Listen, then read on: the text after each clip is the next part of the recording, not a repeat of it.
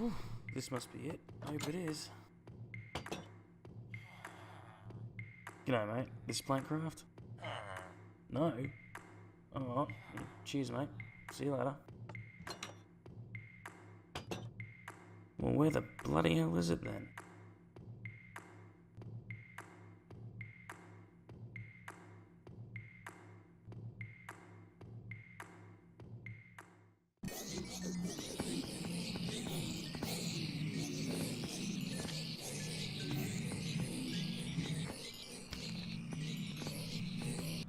G'day again, everyone. JoeRilla again, and welcome back to the Plankcraft server.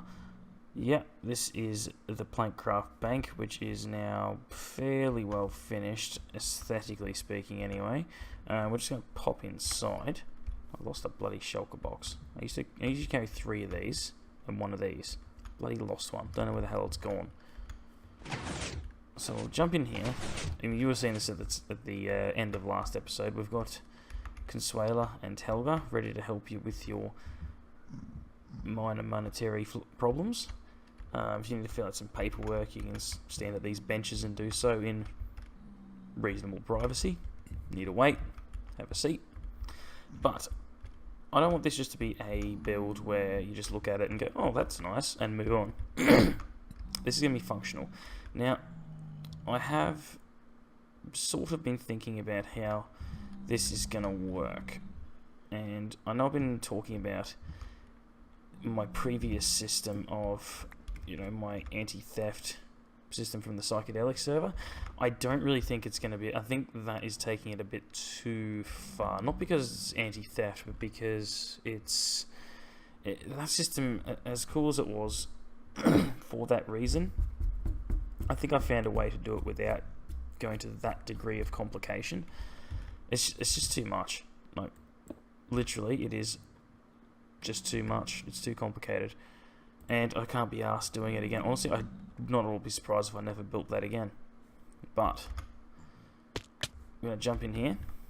Now, we're going to need a fairly decent chunk of this space, because it's going to be largely hopper based. Now, pretty much, I'm going to have to go up. I really haven't thought this through. There's not going to be much in the way of building progress updates, because I'm sort of just working this out as I go.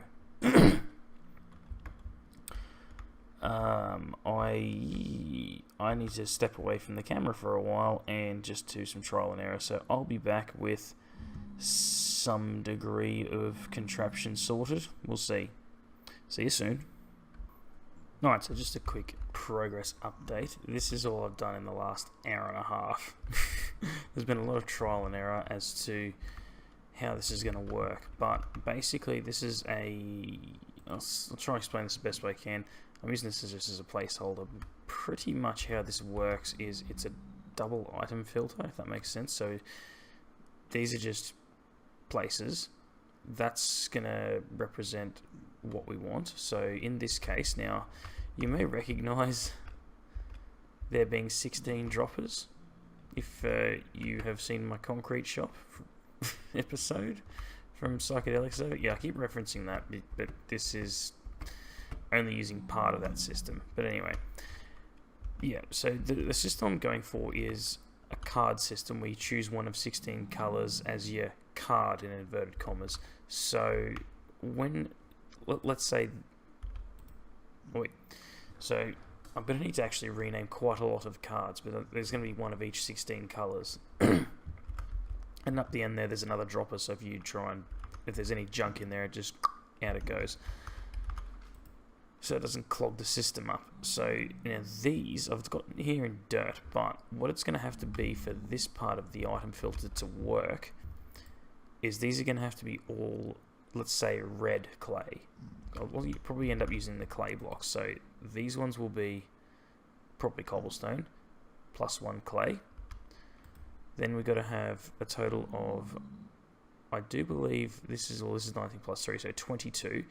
There'll be 22 total in here, and then obviously there'll be another one in here, but they'll all be the red clay. And then what that obviously means is if red clay comes in here, then this hopper picks it up, and if anything else comes in this hopper, then this hopper, yada yada yada, until it finds its appropriate color and comes in. Now all this system is here is literally this is the return system for whatever card you've used. That's all it is. So what eventually is going to happen, I still haven't worked this part out, is once this is got something in it, or I may have to rig it up to a button, I don't know, is click, out comes the card. I'll probably replace this with a packed ice road, and then it'll come through to an item elevator somewhere around here, and then it'll return it up to the floor of the bank.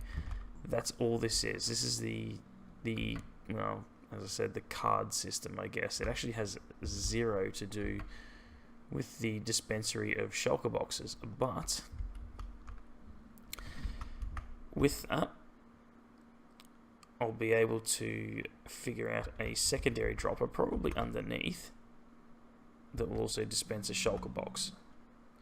But it's all going to be much more tightly compacted than what the previous efforts were. So I need to replicate this 15 more times, and then I need to somehow tie it into a second dropper for the shulker box dispensary, and also need to tie it into these droppers so the cards can be blocks of clay. I'm just going to call them cards just for ease of reference. A way of getting them back and back up to the bank floor. So there's probably going to be one central item elevator, probably here somewhere. But that is still for me to be worked out. But yeah, I thought I'd just give you this quick progress update to say yes, I've sort of worked something out. And I'm going to continue my blankly staring at this and thinking, and eventually I'll come up with something, and once I do, I will come back and you'll be able to see it. So I won't be too long. Alright, so I have worked out the system for accepting the card, giving the card back, and dispensing the requested shulker box. Now, we kind of are limited to one shulker box per dropper, and that's not because of this design limitation, but because of the design limitation of putting it back, which is where I'm getting to next. Now all we've got going, how am I going to show you this? Okay, so if we go down the bottom here, down this twisty bloody thing, so just running off this redstone torch here, we've got this wire which obviously snakes its way up, powers that dropper, and then goes over, and as you probably saw up here, powers that dropper, and obviously in turn does something weird with these, but it's fine, doesn't really matter too much, because redstone does not stop hoppers from interacting with one another. It only stops them interacting with other blocks. So on that note, that's going to work. So obviously you've got the, and I've also worked out the filtering system. So this is the bottom hopper, obviously. We've got 4 bits of cobblestone. Now we need 1 full stack of whatever item we name as the card for this particular slot. And then here, we're going to need this number, but also that slot's also going to need to be this this item. So say stone slabs, all of this is going to have to be stone slabs, but it has to be this number of stone slabs, and then this item slot is also full, so it would look like that. Sorry, that was a terrible explanation, but you get the idea. And so then what happens is that then stops anything that isn't supposed to be in here being sucked out of that hopper, and then obviously that line of logic continues all the way down. Now, I have gone a little bit far, but I have sort of planned for the future. There are 16 of these. I'm planning on using all 16 different colours of clay. I could have added a 17th for undyed clay, but you get that. Oh, excuse me. What that means then is for this to work, I basically need, rounded off, a stack and a half of each colour clay to run this filtering system, which isn't the end of the world. What is going to be the bastard job now is figuring out the deposit system, because as you can see, I've kind of almost run out of room. I'm going to try and slot it in here using the hoppers in a sideways sort of fashion. Now I sort of need to figure out how that's going to work as far as the interface goes. Now I'm trying to alleviate one of the biggest problems that my previous... This is all based around an anti-theft concept.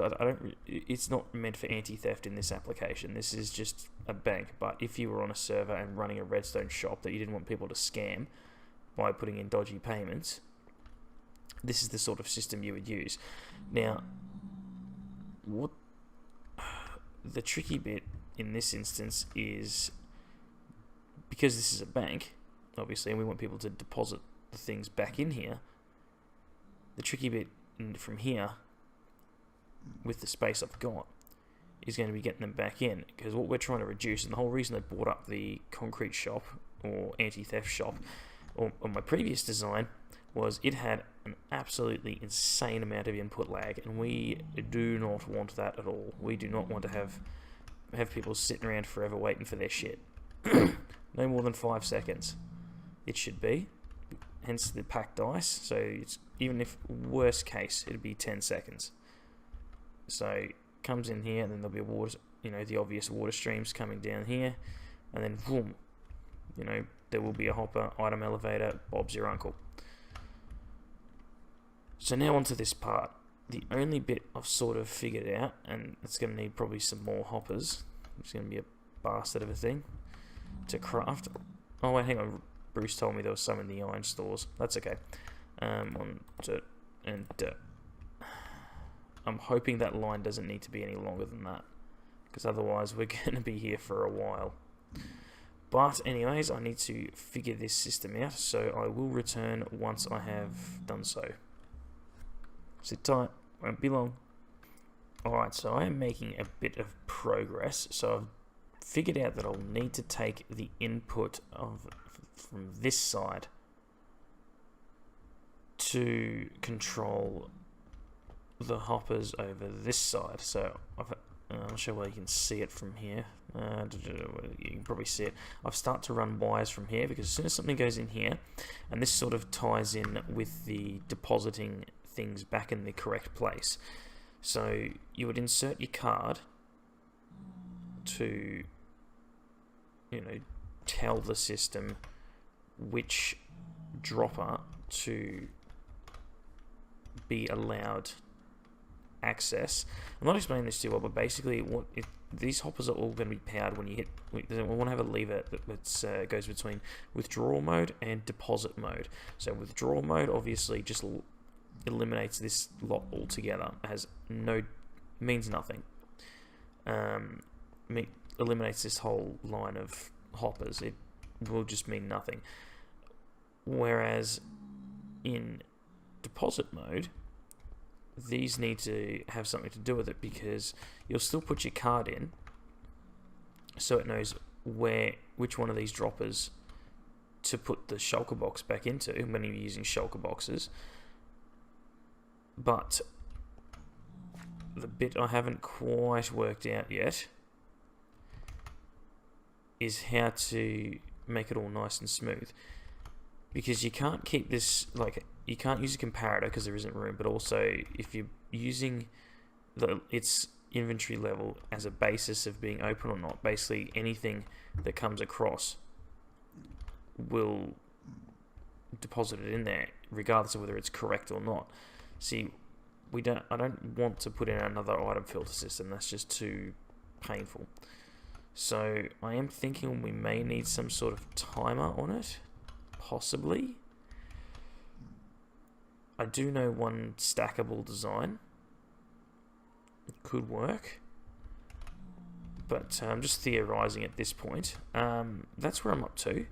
It does need a bit more thought, but yeah, basically what will then happen is in deposit mode, these will all be powered, but then an input from over here will then unpower it. I think Bruce is watching Pistachio's stream, but then typing into typing into the chat.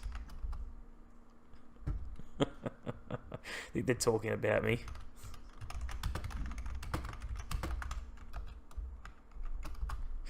Anyway, that's the whole idea. Is this side then unpowers this long enough for, and it's going to be a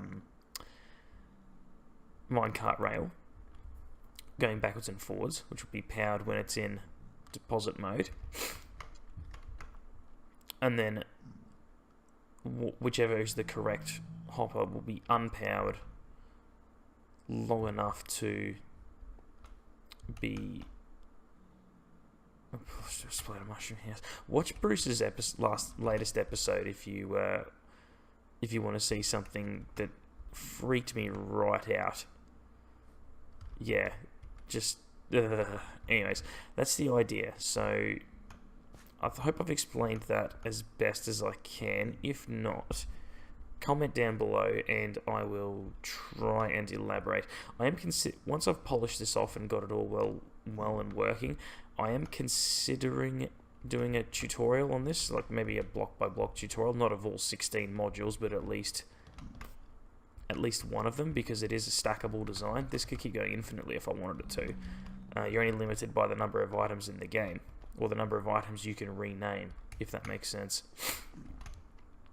And obviously this can be modified in such a way that it is Anvil the Dragon, that it's basically can be operated the same way as a shop. But any which way, that's enough of that. I will be back once I have figured out some sort of pulse extension system.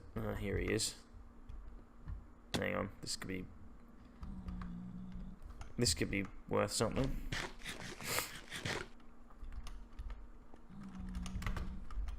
What's up, Brucey?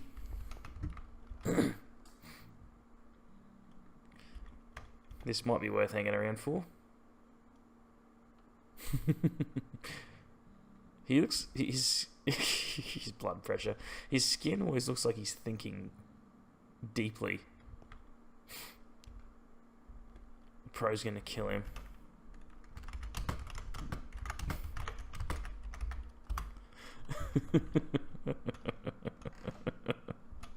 Oh, that sounds like that just sounds so bad.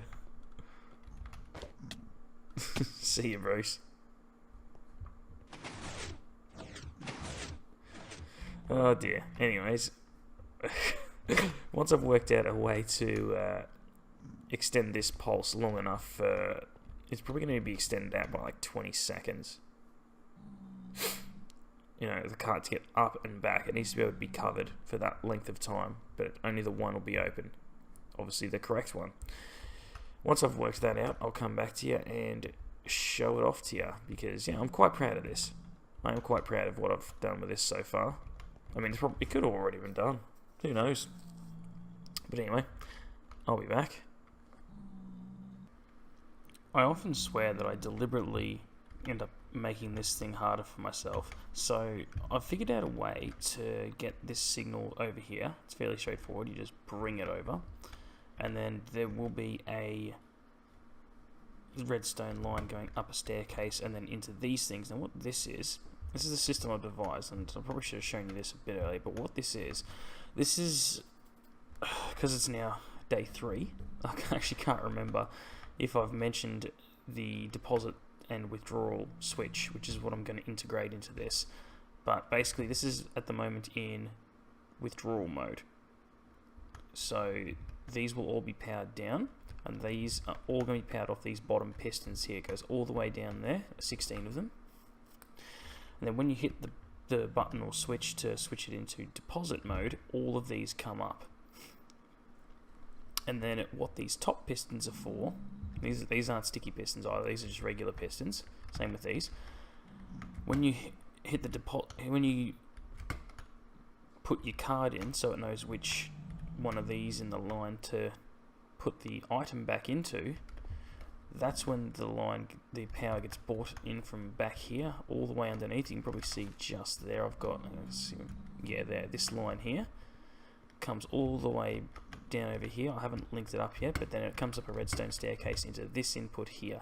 and then it goes into the corresponding piston to push the block back down to unlock the hopper so that the travelling minecart can actually deposit the items. Now, I've got these bloody sea lanterns in the way, but because there's actually a dog leg here, and what I mean is these lines are here, we just see just here, coming from here, but then because of the way the hoppers are placed, it has to actually zigzag, and that was a bit of a tricky challenge to work out, because obviously, you know, you've got to not cross your wires, but I have worked it out, and still maintaining the modular design. So one has to be like this, so you got coming in from the rear, and then where I'm standing will be the next step down in this redstone staircase, but you got dust, repeater, dust, dust, dust, and then directly into the piston.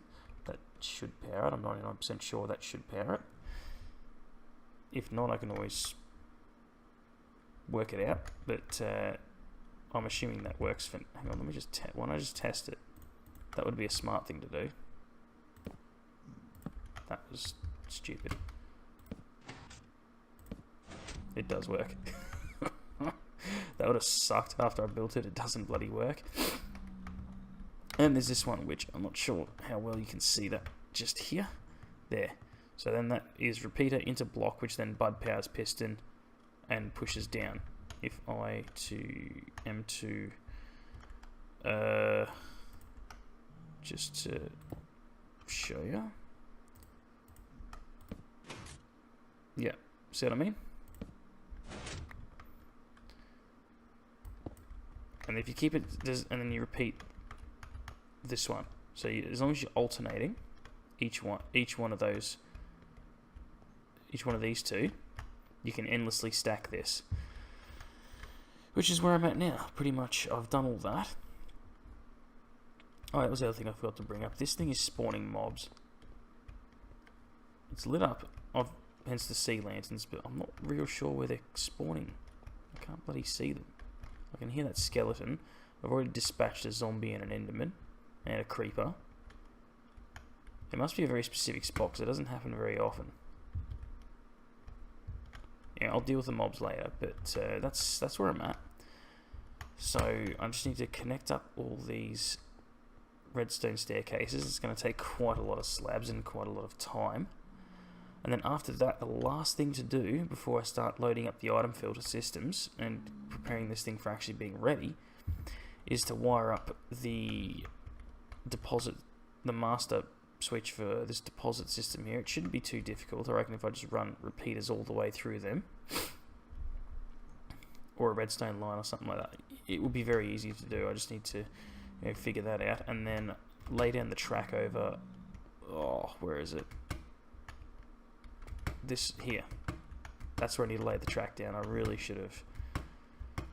There's a lot of things I should have done first. Probably just knock this line of hoppers out and just work it out from there, but I digress. And then after I've got this bit done, the last thing to do is then link it up to some controls up at the top, which will probably end up being the hardest bit, knowing my luck, but I will come back to you once I've done that. So sit tight, and I won't be long. Well, it won't be long for you. It'll be bloody ages for me, probably. See you soon.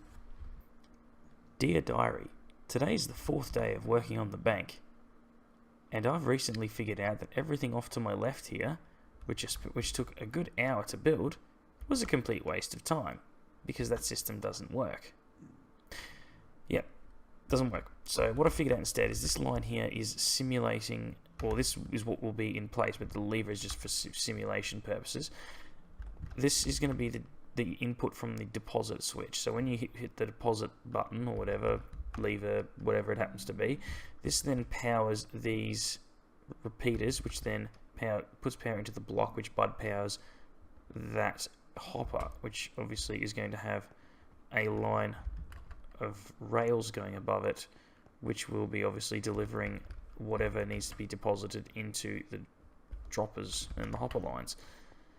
So how that's going to then interact with the lines that are down here, if I can get down here, how that's going to interact with all this is I'm going to have to put in a monostable circuit in here somewhere, and then when this fires, it'll have to be a sticky piston, will fire and retract whatever block is required.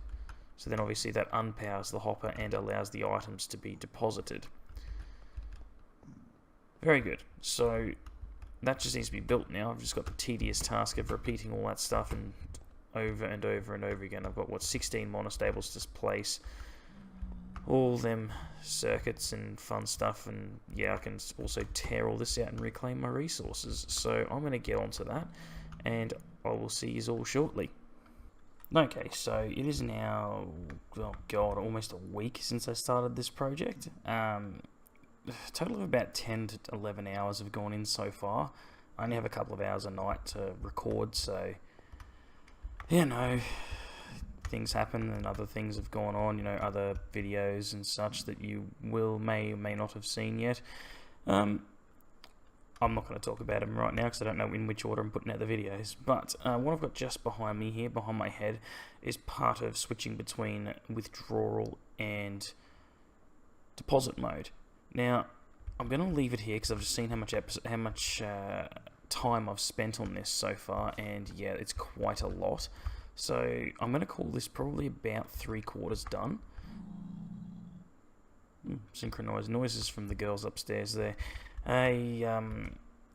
Yeah, so I'm going to leave it here for now. I will more than likely continue it next episode, but you never know, something might come up. But yeah, anyway, thanks for watching this one. Hope you enjoyed, and hope I whet your technical taste buds a little bit here.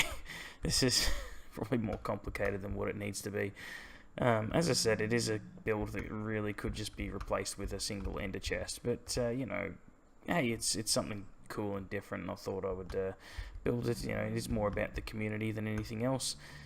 So there you go. But anyways, thank you very much for watching, and I hope you enjoyed the video, and I will catch you all next time. Have a good one. See you later. We don't ever see you. Everything I was the first, it's the sequel. They ain't ready. Turn the speakers up and slam in the gear. Your favorite rapper and producer reconnected this year. Ain't no slowing us down. High speed when we pass by, so when you hear that beat drop,